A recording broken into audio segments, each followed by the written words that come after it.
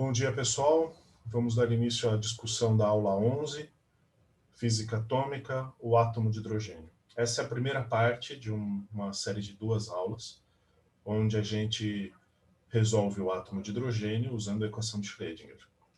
É um princípio de física atômica e é basicamente o start, o início para o curso de Física Moderna 2, né? É o finalzinho do curso de Física Moderna 1, onde a gente resolve a equação de Schrödinger para o potencial coulombiano. Essa aplicação tem diversos interesses, mas a gente pode pensar que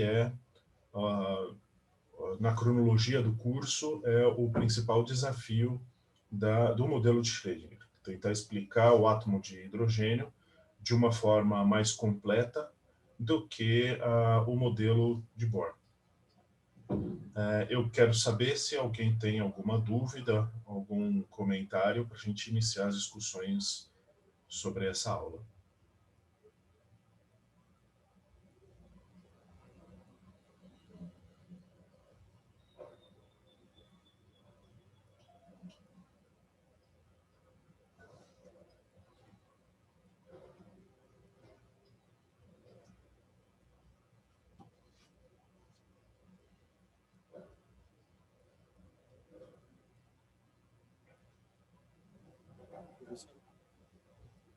Oi? Olá, consegue me ouvir? Oi? Sim, sim, sim. Aquela parte dos harmônicos esféricos, o que a gente está visualizando exatamente? Eu não sei se eu consegui compreender pelo vídeo. Vamos lá.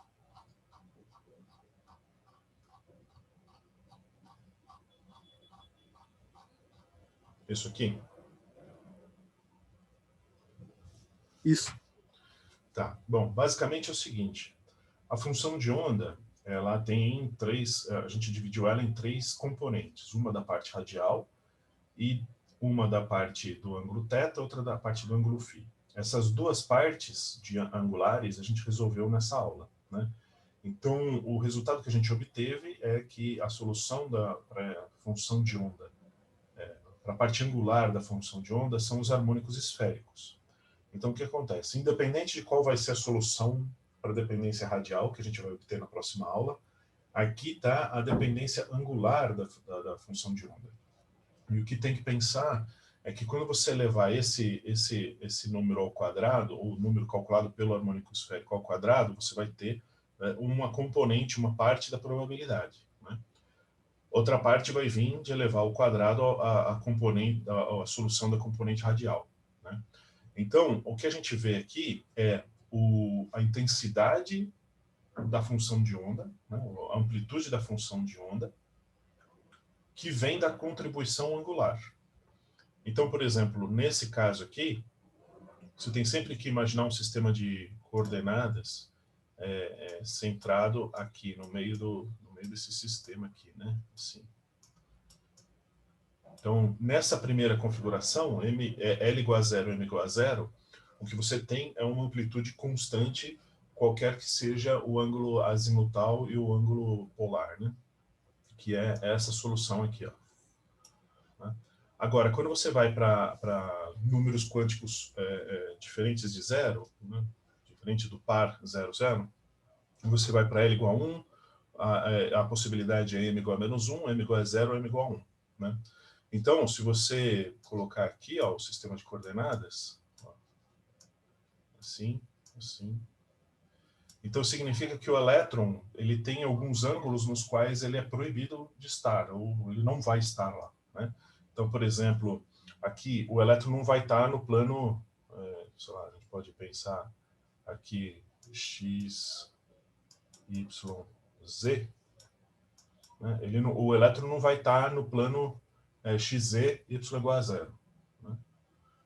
Então, o que acontece? Essa onda tridimensional que a gente está obtendo como solução da equação de Schrödinger, ela tem lá as interferências construtivas e destrutivas, né? Ela está confinada nesse potencial tridimensional dado pelo potencial coulombiano, e o que a gente tem são distribuições de probabilidade, a contribuição da parte angular das distribuições de probabilidade, né? E aí você acaba encontrando formatos interessantes, né? Como esses daqui. Depende muito dos números quânticos L e M. E como a gente viu no final da aula, o L é relacionado com o momento angular, com o módulo do momento angular, e o M está relacionado com a projeção do momento angular na direção Z. Aí eu me prejudiquei aqui, né? Porque, na verdade, a direção Z é essa direção para cima. Então, aqui deveria ser X, aqui deveria ser Y, e aqui Z. Não sei se deu para entender o que eu quis dizer. Eu me atrapalhei um pouco aqui na nomenclatura dos eixos, mas... Entendi, sim. Tá. Então, basicamente, o elétron não vai poder se distribuir em qualquer local, né? Se você for se lembrar do começo da aula aqui, onde tem onde tinha aqui as funções, a onda de de Broglie oscilando, né? Aqui está estático, mas no vídeo tem esse negócio animado, né? Então você via lá que tinha pontos cuja amplitude era nula. Então o elétron não podia ficar ali, né? Por causa da interferência destrutiva ou do estado estacionário que ele fica dentro dessa órbita unidimensional aqui idealizada pelo Bohr. Agora, no caso do modelo de Schrödinger, a gente tem que pensar num caso tridimensional, né? Então, é uma onda aprisionada e ela interfere destrutiva e construtivamente para formar um estado estacionário. E aí a visualização desse estado estacionário tridimensionalmente se dá por essas figuras aí, dos harmônicos esféricos. Entendi. E aí, quando vier a parte radial, vai ter alguma alteração nessas figuras ou não? Vai ter, porque aí o que acontece? A gente vai ter que multiplicar a probabilidade que depende do raio dessa probabilidade que depende do ângulo. A gente pode fazer um exercício mental bastante grosseiro e pensar o seguinte: o elétron que está aprisionado no átomo de hidrogênio, ele não pode ficar com um raio muito grande, né? Ele tem que ficar num determinado raio ali que tenha um tamanho. Se a gente calcular o tamanho médio, tem que dar mais ou menos o tamanho do raio atômico do hidrogênio, né? Então, a gente pode, sei lá, fazer uma extrapolação mental e pensar que a dependência radial ela vai ter que convergir para zero quando o raio vai para o infinito, né? É até uma das propriedades da função de onda, né, que a função de onda tem que atender. Então, o que a gente vê aqui é uma interrupção abrupta aqui, né? Quer dizer, você tem uma fronteira muito bem definida, até porque é um valor de intensidade por ângulo, mas o que a gente vai ver é um enevoamento, como é que pode dizer? A gente vai ver um tom a gente vai ver uma mudança de tom de shades, né? Enfim, vai ver um sombreamento, porque a probabilidade vai depender do raio também, né? Então a gente vai ver uma espécie de uma nuvem formando aqui.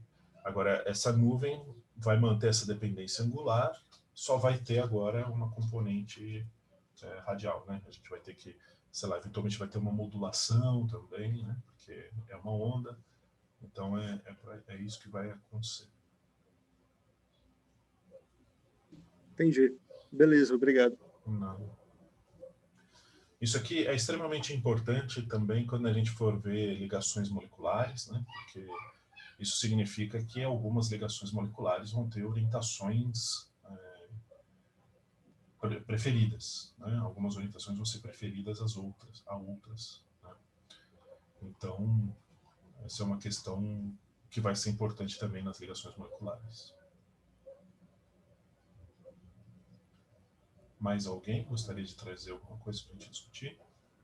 Professor, eu tenho uma dúvida. Bom dia. É o Matheus. Matheus. Tudo bem? Beleza. Na lista tem um exercício, acho que é o último exercício da lista dessa aula, que ele trata de coordenadas em X e em Y, né? E na aula o senhor tinha comentado que, se não me engano, pelo princípio de Heisenberg, a gente só consegue fazer a gente tem o momento angular L e a gente só consegue projetar o LY, né, pelo princípio de Heisenberg. E aí eu já não consegui desenvolver esse exercício pensando nisso, pensando que eu não conseguiria achar valores para Lx e Ly. Então essa é a minha dúvida. Tá. A questão é a seguinte, o princípio da incerteza de Heisenberg, ele define que você consegue saber o módulo do vetor momento angular e a projeção no eixo Z. Tá? É uma questão de convenção. Aqui eu adotei o eixo Z. Aí o que acontece? A gente não sabe quais são os módulos ou quais são as projeções no eixo X e no eixo Y. Então aqui no exercício meio que está dando uma dica para você estimar o valor médio dessas projeções. Essa dica é isso aqui, ó, fazer o Lx igual a Ly. Né? Então você sabe que o módulo do vetor momento angular vai ser raiz quadrada do Lx ao quadrado, mais Ly ao quadrado, mais Lz ao quadrado. Né? É a definição da intensidade de um vetor, né? Do módulo de um vetor. Então você impõe lá que Lx igual a Ly, se chama Lj, não sei, Li, dá um nome qualquer. Então você vai ter duas contribuições que vêm desse plano XY e você acha o valor médio para as duas projeções. Não tem motivo para você achar para a gente duvidar que a projeção no eixo X e no eixo Y vão ser diferentes. Né? Tem um gráfico que eu peguei do Tipler, aqui, né, que a gente pode interpretar essa indeterminação no Ly e no Lx como sendo um movimento de precessão desse vetor momento angular. Né? Então, qual é a posição específica que esse vetor está apontando? A gente não sabe, porque ele está girando, né? A gente imagina que ele está girando, mas a gente pode estimar o valor médio. E aí a gente estima o valor médio fazendo essa suposição aqui. Né? Agora, como é que você calcula qual é o menor valor e qual é o maior valor? Aí você vai ter que fazer alguma conjectura a respeito da projeção do momento angular, né? Do Lz. Então, o que acontece? Quando o Lz for máximo, significa que a projeção no Lx, no plano XY, vai ser mínima. E quando o Lz for mínimo, significa que a projeção no plano XY vai ser máxima.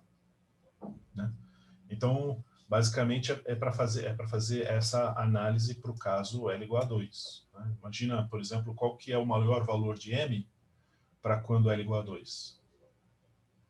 É M igual a 2. Isso. E aí o menor valor, aqui a gente está falando da projeção no plano XY, isso vai ocorrer quando o M for igual a 0. Né? Aí a projeção na direção Z vai ser nula, o vetor está apontando em alguma direção dentro do plano XY, ele vai estar girando lá. Né? Então, aí você já sabe qual vai ser o menor valor possível para essas projeções, o maior valor possível para essas projeções.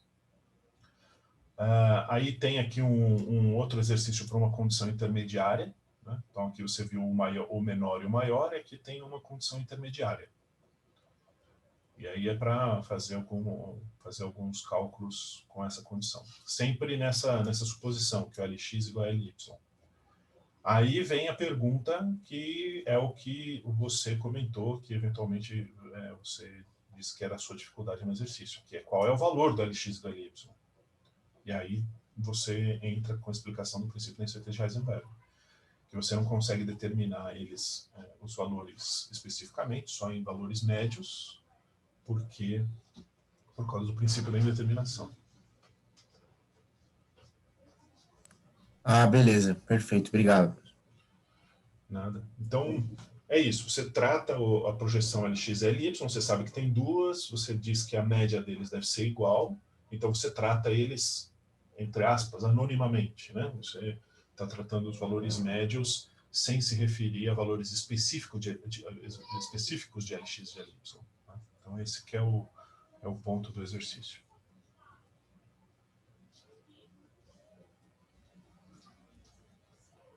Muito bom. Gostei da pergunta. Mais alguém tem alguma pergunta?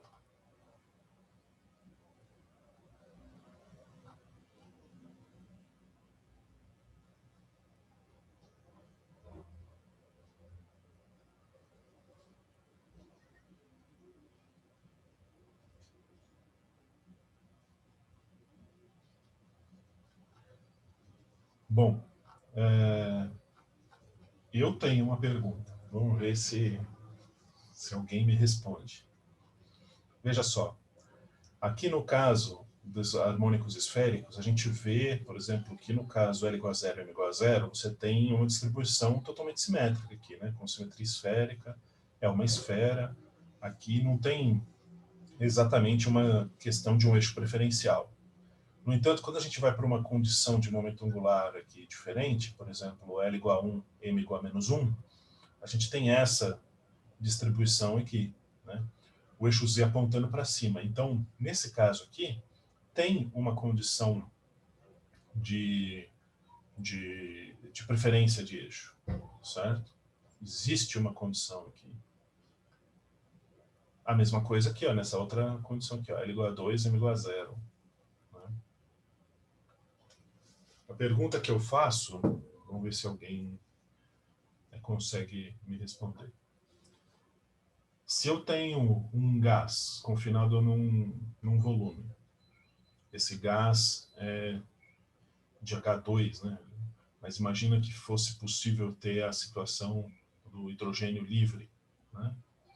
A gente pode ter, sei lá, muito pouco hidrogênio, de forma que a probabilidade de encontro entre eles é muito baixa, e aí eles não formam uma ligação química, ou a temperatura é muito alta, né? A gente pode imaginar uma situação assim. Aí eu pego aleatoriamente um átomo de hidrogênio lá dentro. Qual é a direção do eixo Z?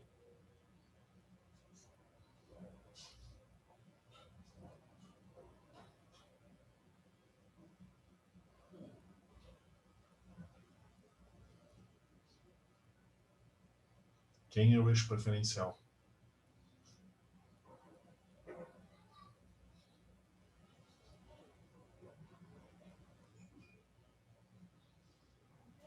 Professor, você pode repetir a pergunta, por favor?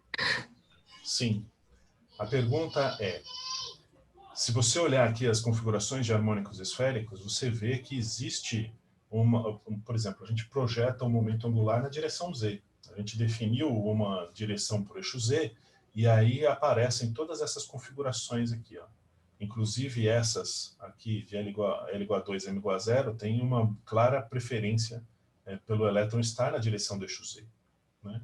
Numa situação arbitrária, num átomo de hidrogênio isolado, qual é a direção do eixo Z que a gente deve adotar?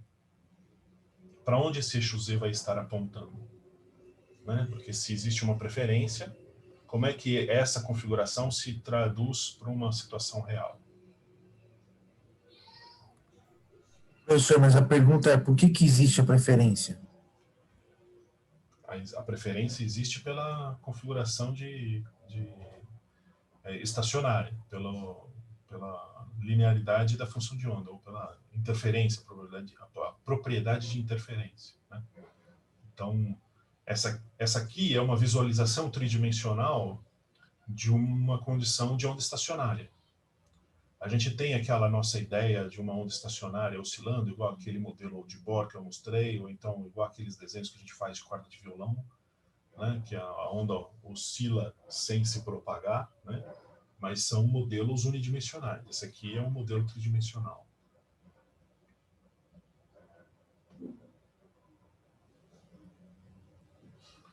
Então, se você tem um momento angular apontando na direção Z, você tem essa configuração. Mas quem é a direção Z?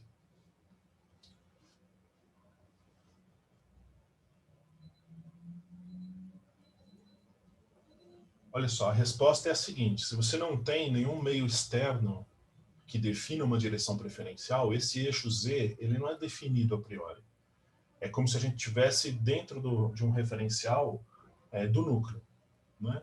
O núcleo está parado no nosso sistema diferencial e a gente adota uma direção. Essa direção ela vai ser fixada quando a gente olhar, por exemplo, a interação do momento angular do núcleo com o do momento angular dos elétrons. Isso vai ter um certo impacto, porque o momento angular do núcleo vai gerar uma interferência no momento angular do elétron. Além disso, um campo magnético externo também tem influência na escolha da direção Z. Mas em não existindo essas configurações, a gente não está discutindo ainda campo magnético, interações de campo magnético. Então, essa direção Z, a priori, ela é definida arbitrariamente. Então, para cada átomo de hidrogênio isolado, esse eixo Z pode estar apontando para qualquer direção, a menos que tenha um agente externo. Então, eu quero que fique claro isso. Se a gente fosse ter um conjunto de átomos de hidrogênio confinados, cada um deles ia estar apontando para uma direção diferente. Então, a gente vê essa configuração de discretização do momento. O momento não pode apontar para qualquer direção, ela pode apontar para determinadas direções, mas sempre em relação a esse eixo que a gente define para a função de onda, certo?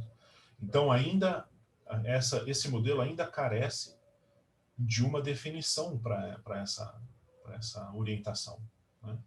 E essa orientação vai vir quando a gente olhar interações do movimento do elétron com outros campos fora desse modelo apenas do elétron, tá certo?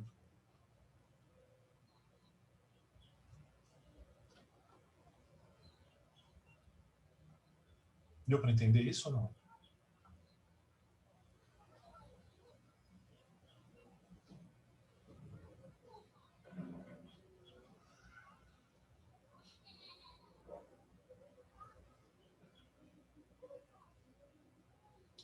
Exatamente. Para determinar a direção, a gente precisa saber mais detalhes, né? Mais detalhes de onde esse átomo está imerso. Agora, de um ponto de vista genérico, onde ele tá isolado, não tem interações externas, essas configurações que a gente está observando aqui, elas podem ter qualquer distribuição, qualquer orientação no espaço, né? Ela pode estar de pezinha, como a gente está vendo aqui, ou ela pode estar deitada, girando, assim, né? Então, tem essa questão.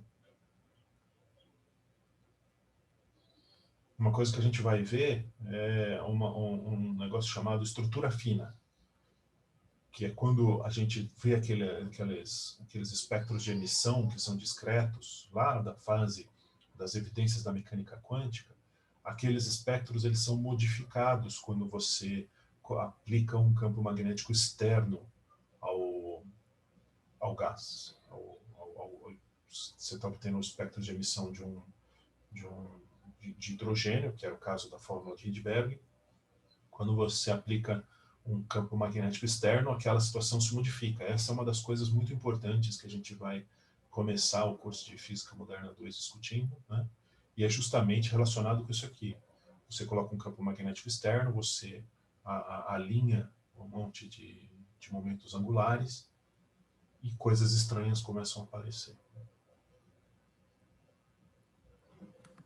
Professor, posso só perguntar uma coisa em relação ao ângulo entre o momento angular e o momento angular em Z? Claro. Eu não sei se eu estou calculando certo. Assim, eu estou fazendo o cosseno desse ângulo sendo o LZ, né? Então o MH cortado sobre o L, que é o momento angular, que é um próprio momento angular, né? Eu não sei se é dessa maneira. É isso aí. Tá. Cosseno Agora, aí entra uma outra... Desculpa, pode falar, mas... O cosseno do θ, desse θ aqui, é LZ dividido por L. Ó, legal. E aí entra uma outra dúvida. O senhor tinha comentado do M, né? Quando esse ângulo é máximo e esse ângulo é mínimo. Quando você põe um M negativo, por exemplo, sei lá, se você tiver um L igual a 2, você vai ter um M de menos 2 a 2. Então, assim, o arcosseno, quanto menor o M, menor seria o ângulo, e quanto maior o M, maior seria o ângulo. Não é isso? Porque o senhor comentou do ângulo zero, aí eu fico um pouco confuso, do ângulo zero ser o menor. Tá. É que acontece o seguinte, naquele contexto daquele exercício, o menor lá, como é que eu posso dizer? Veja só, se o o número m for positivo, significa que o LZ aponta aqui para cima. M é maior que 0. Se o m for menor que 0, significa que o LZ aponta aqui para baixo.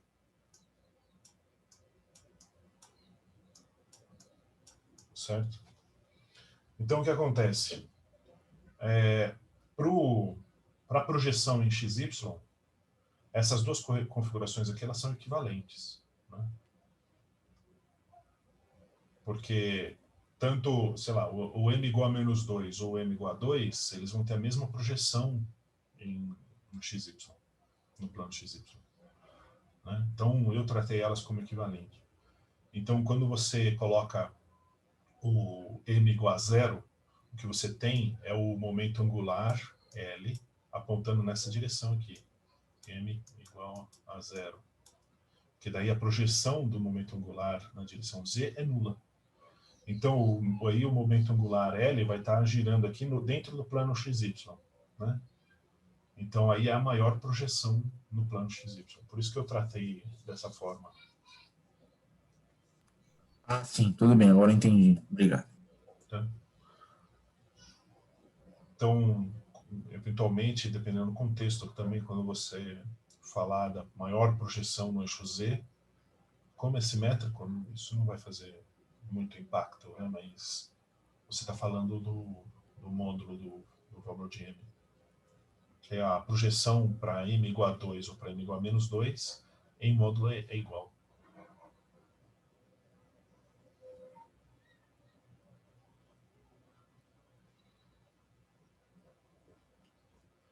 Muito bem, mais alguma pergunta, mais algum comentário?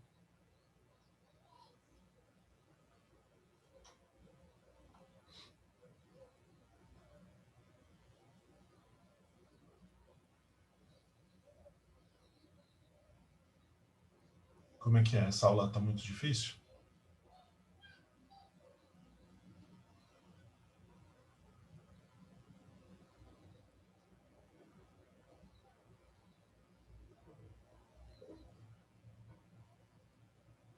É. O problema vai ser aqui, ó.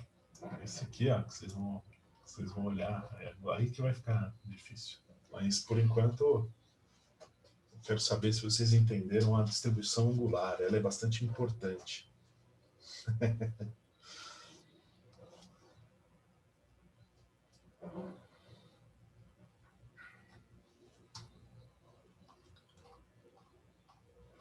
Eu considero bastante importante essa questão da separação das equações diferenciais.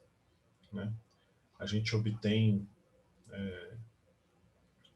duas para a parte angular, duas para a parte angular, uma para a parte radial, certo? A gente está considerando o desacoplamento dessas equações diferenciais, e isso só é possível porque a gente está no sistema de coordenadas esférico e o potencial coulombiano ele só depende do raio. Se a gente estivesse trabalhando no sistema de coordenadas cartesiano, aí o que ia aparecer aqui ó, embaixo, em vez de aparecer R, ia aparecer raiz quadrada de x ao quadrado mais y ao quadrado mais z ao quadrado. Aí o potencial ia apresentar uma dependência das três coordenadas.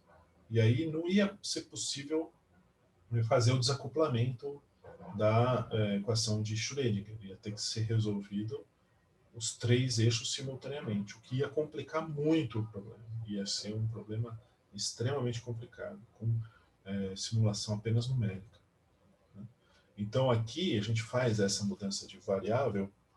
Em princípio a gente se assusta com esse Laplaciano, mas a gente viabiliza a solução dessa forma, né? Porque daí a gente consegue separar ou desacoplar as equações diferenciais para cada uma das direções. Então, a forma como a gente expressa o potencial é muito importante, é definidora na solução da equação de Schrödinger, certo? Então, forma como o potencial acopla as coordenadas é importante.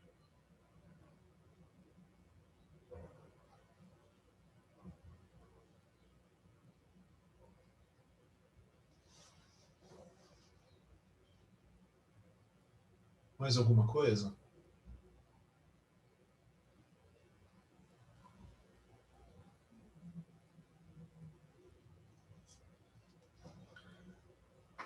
Eu quero que fique claro para todo mundo também que quando a gente faz essa solução aqui, ó, a gente faz algumas coisas que são, sei lá, por exemplo, dividir a equação, a gente dividiu em 3, depois a gente dividiu a equação em 3, a função de onda em 3 contribuições, depois a gente substituiu na equação de Schrödinger, aí depois a gente divide pela função. Isso aqui é o procedimento que a gente deve seguir para desacoplar a equação de Schrödinger, certo?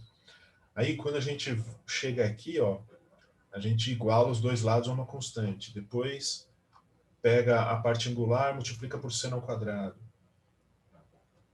Em determinado ponto, a gente substitui o C1... Cadê? O C1... Cadê?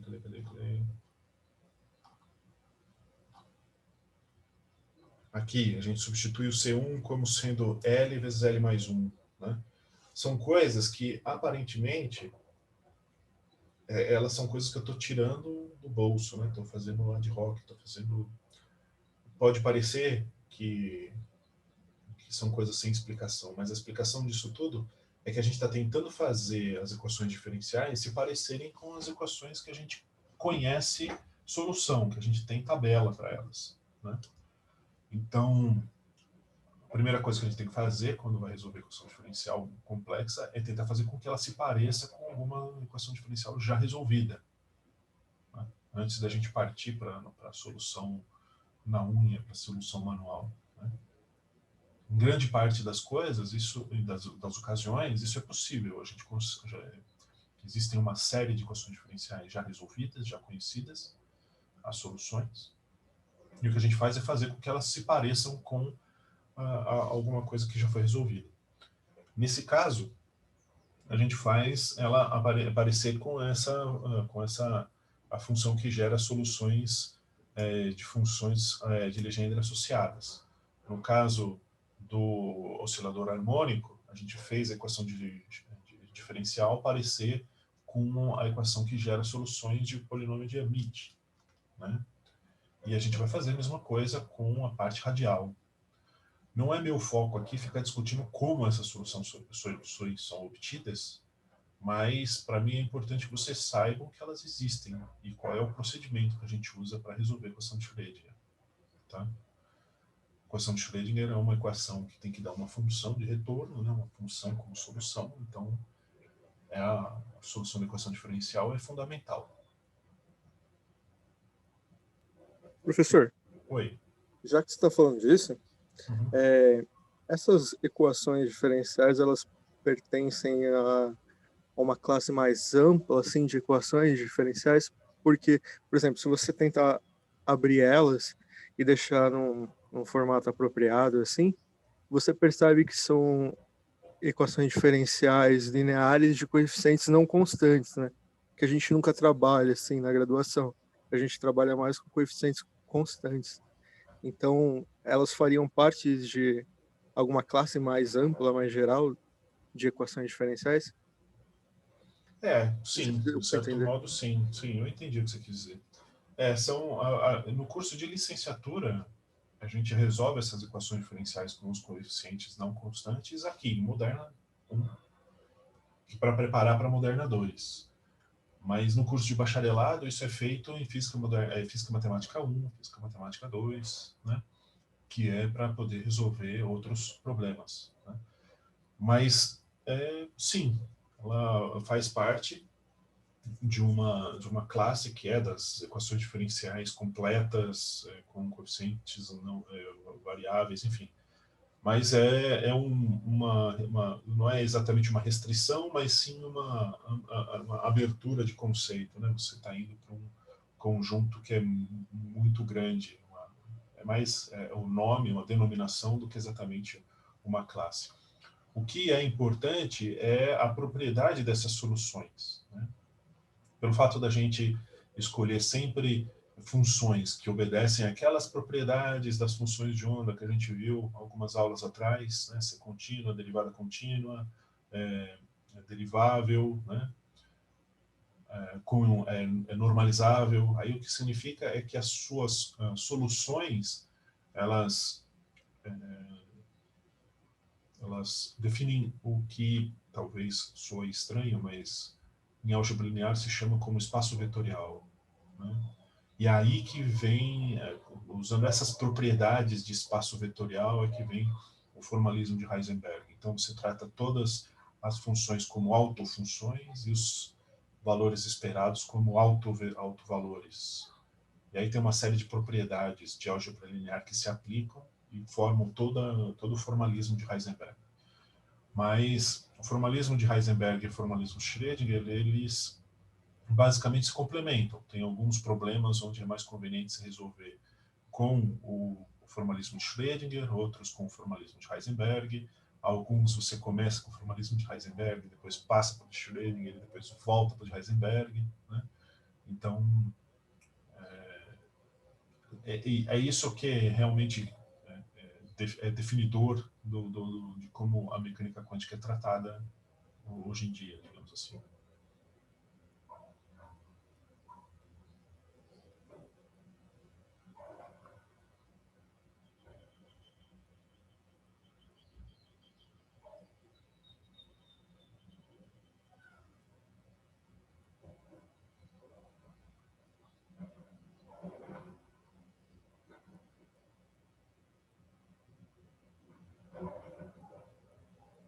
Oi, Luci, eu estou lendo a sua frase aqui, mas não sei se você está escrevendo mais. Eu não entendi a pergunta. Não entendi se tem uma pergunta aí nessa frase.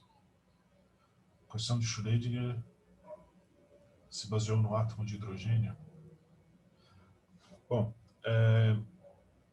a equação de Schrödinger que a gente está usando, ela é a mesma, né? A única coisa que a gente fez diferente foi substituir o Laplaciano em coordenadas esféricas, né? Mas basicamente a gente partiu dessa equação de Schrödinger que a gente obteve no final da aula 10, para um caso tridimensional, e a gente naquela aula a gente resolveu o potencial de uma caixa, a gente usou o Laplaciano em coordenadas cartesianas. Aí nessa aula aqui, a gente só substituiu o Laplaciano por coordenadas esféricas, mas foi só uma mudança de coordenadas, né? Que é para a gente poder substituir esse V de YZ por V de R, né? Então, a equação de Schrödinger é a mesma. O que tem mudado de problema para problema é esse V, o potencial, né? Então, você tem aqui uma relação da segunda derivada do psi com o psi, e essa relação ela é definida pela fórmula do potencial V. Tem aqui o E e essa constante, mas a energia é a energia mecânica de cada estado, então também a gente pode considerar como uma constante para cada estado. Mas o que está mudando de problema para problema é só o potencial, né? A gente começou com potenciais discretos, lá o potencial degrau, o potencial barreira, depois foi ainda para o potencial discreto, mais um potencial aprisionador, que é o poço quadrado. Aí a gente foi para potenciais contínuos, que era o oscilador harmônico. Em seguida a gente foi para 3 dimensões do potencial da caixa tridimensional, e agora a gente está resolvendo o potencial coulombiano, né? Mas a equação de Schrödinger, ela é a mesma sempre.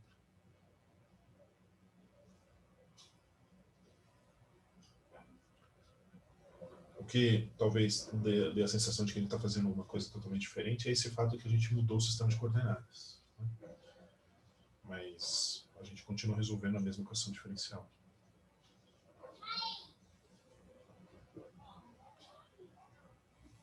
Pessoal, por mais insegura que seja a sua dúvida, é bom a gente tirar ela agora, grava, deixa registrado. Aí vai ficar no vídeo como um material para prova, né? Para vocês consultarem durante a prova. Então eu incentivo vocês, a mesmo que tenha uma dúvida, que você está inseguro sobre essa dúvida, que a gente conversa sobre ela aqui.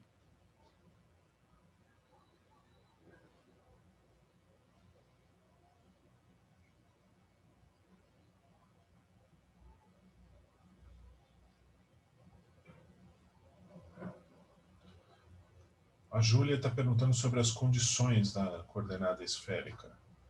Você se refere a isso aqui, Júlia?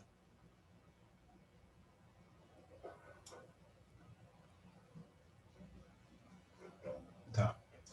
Isso aqui é uma questão de convencimento, é uma questão de um pensamento geométrico, tá certo?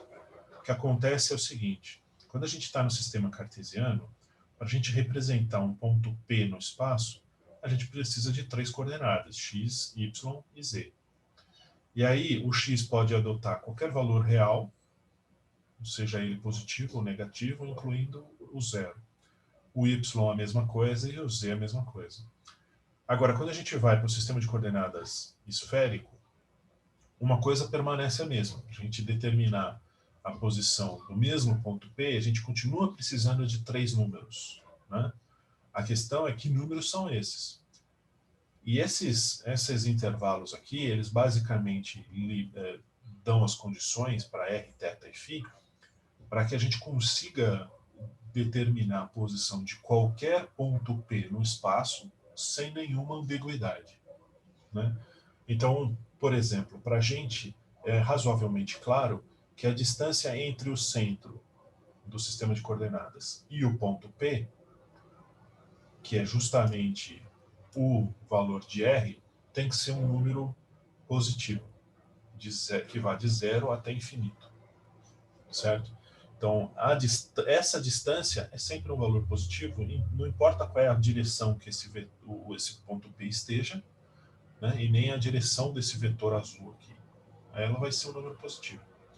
Agora, eu acho que talvez deva ter alguma dificuldade para enxergar geometricamente por que o θ vai só de 0 a π e não de 0 a 2π. E o φ vai de 0 a 2π. Né? Basicamente porque se você tiver um ponto P aqui desse outro lado, aqui, ó, né, você pode imaginar, aqui, ó, olha a extensão desse eixo X, ele tá, que é a minha habilidade, eu não acordei muito um bom desenhista hoje. Então, imagina que piorou.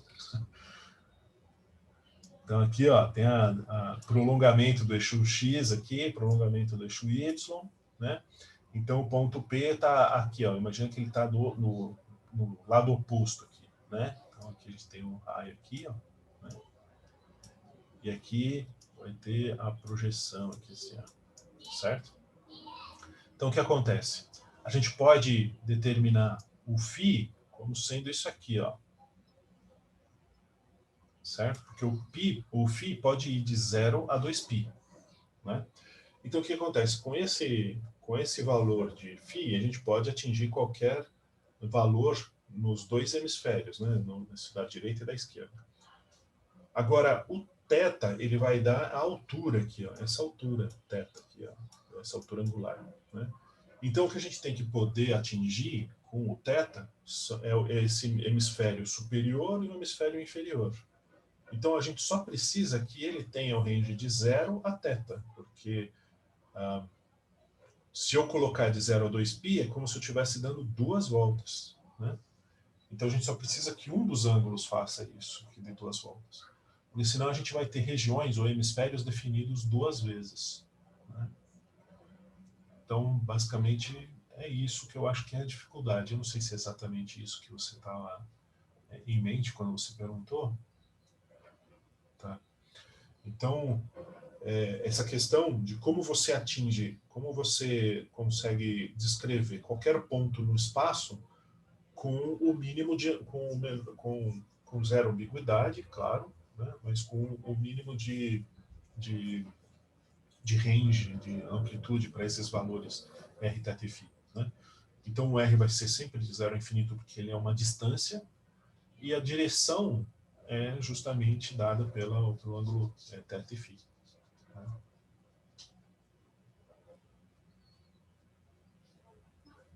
Essa é uma definição importante, acho que como vocês devem ter percebido, na hora de você aplicar as condições de contorno para a solução, né?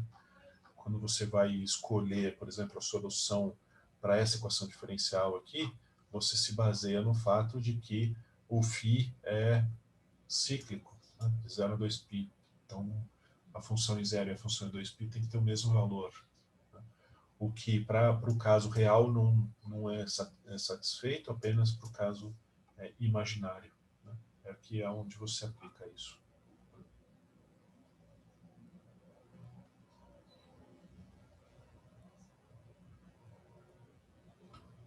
Claro que para aqueles que estão aqueles que se interessam pelas questões de física matemática, esse θ variando de 0 a π também tem um impacto na solução da outra equação diferencial, que é essa outra equação diferencial. Porque essa solução aqui, ela é definida apenas para determinados valores aqui, né? Então, ela tem que estar limitada entre -1 e 1. Né? Então, também tem um impacto aqui, mas que eu omiti no vídeo porque é uma questão de física matemática, enfim.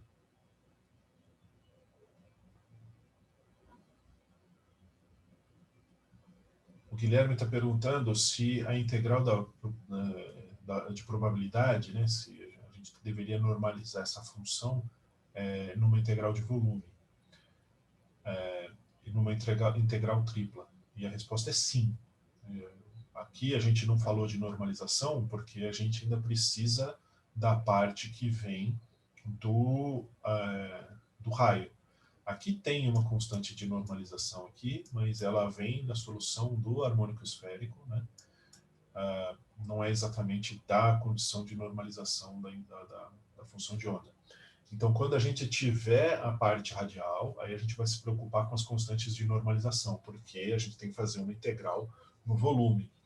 E aí o que vai ser importante a gente relembrar é qual é o elemento infinitesimal de volume. Porque quando a gente faz uma integral de π vezes π estrela, a gente tem que fazer essa integral em dV. Né?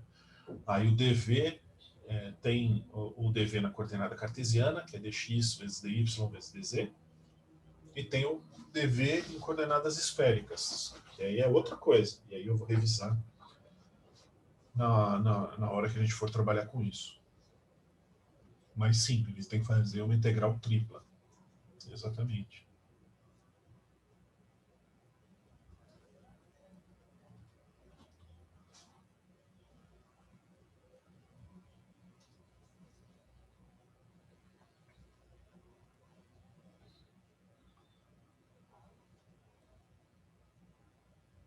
Mais alguém com dúvidas? Mais alguém com algum comentário?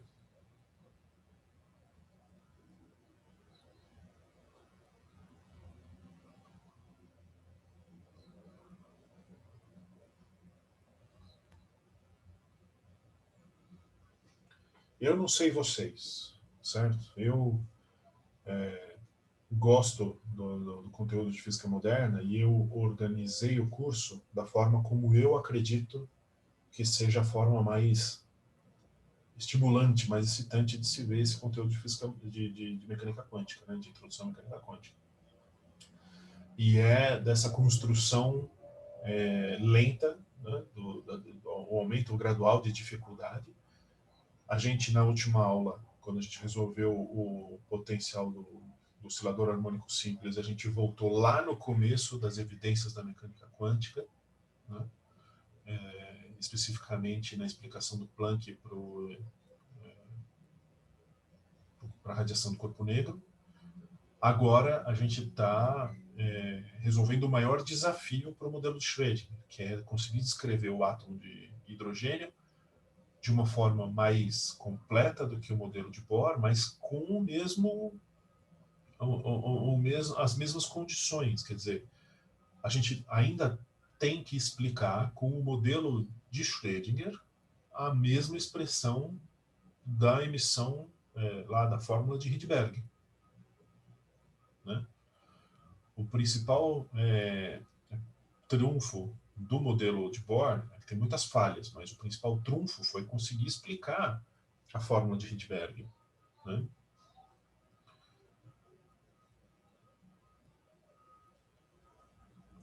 Já vou responder sua pergunta, Guilherme. Então, a questão é que a gente vai obter um modelo mais completo do átomo de hidrogênio, mas o nosso objetivo é tentar explicar a expressão a fórmula de Rydberg pelo formalismo de Schrödinger, certo? O Guilherme está perguntando no chat se a gente pode dizer que Moderna 1 é mais desenvolvimento da teoria, Moderna 2 aplicações dessa teoria, ou se veremos mais desenvolvimentos teóricos em Moderna 2. Veremos sim, porque uma complicação adicional vai ocorrer quando a gente for adicionar mais elétrons nesse átomo, para explicar o átomo multieletrônico. Aí outros conceitos novos de mecânica quântica vão aparecer. E eles não eram exatamente discutidos na antiga mecânica quântica, porque sempre o objetivo era a explicação do átomo de hidrogênio, que é o átomo mais simples, né? Dado que o modelo de Bohr tinha falhas, ele não prossegue. Acho que até quando a gente estava discutindo o modelo de Bohr e alguém me fez a pergunta de qual era a validade da fórmula que a gente obteve para Rydberg, para outros átomos que não de hidrogênio. E eu disse que não havia validade porque a gente não considerava um monte de coisa. E o modelo de Schrödinger vai possibilitar a gente considerar esse monte de coisa, mas o que a gente vai descobrir é que tem mais coisas que a gente desconhece ainda, né? Não, desculpe, eu imagino um curso na minha cabeça e aí eu acabo usando palavras que... O que acontece é o seguinte: nessa nossa jornada a gente ainda desconhece certas coisas. Eu ainda não mencionei determinados fenômenos quânticos que eles, do ponto de vista científico, são conhecidos, mas na gente aqui, no nosso contexto que a gente está aprendendo em escala crescente de dificuldade, a gente ainda não discutiu. Que é, sei lá, a gente pode falar do spin, né? O spin eletrônico não foi colocado aqui. E ele vai surgir imediatamente quando a gente começar a Física Moderna 2. Então, sim, mas certamente o curso de Física Moderna 2 ele é mais qualitativo do que o de curso de Física Moderna 1, porque as equações diferenciais vão chegar num nível de complexidade no qual a gente não vai mais poder ficar resolvendo aqui. Elas têm solução, são obtidas, são estudados em outros cursos, mas não é o objetivo a gente ficar nessa parte analítica.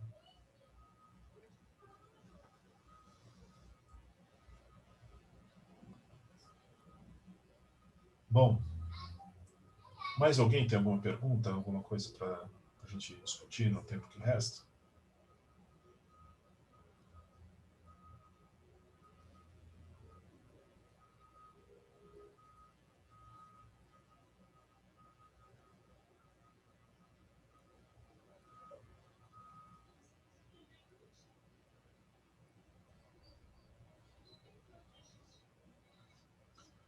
Estou dando um tempinho aqui, caso alguém esteja escrevendo alguma coisa no chat.